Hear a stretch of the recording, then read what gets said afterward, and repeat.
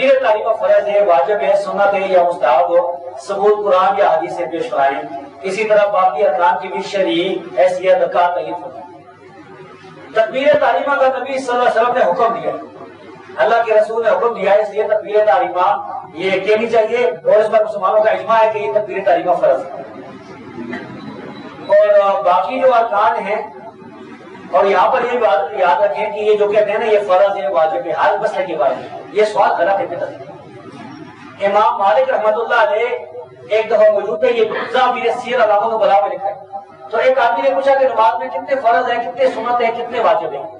کتنے نفل ہیں؟ تو انہوں نے فرمایا زندگی کا خجور کافر ہے، زندگی کی صبح اتنا سخت ہے۔ اور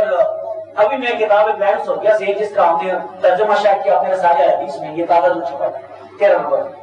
کہ امام احمد بن حنبل یا امام صاحب بن راوی اس بات کو بدعت کہتے تھے، بدعت ہے کہ آدمی کہے یہ فرض ہے، سنت ہے، واجب ہے۔ آگے بڑھ کے اللہ کے رسول جس طرح نماز پڑھتے تھے جو ثابت حدیث کے سے اس پر اسی پر عمل کرو، یہ باقی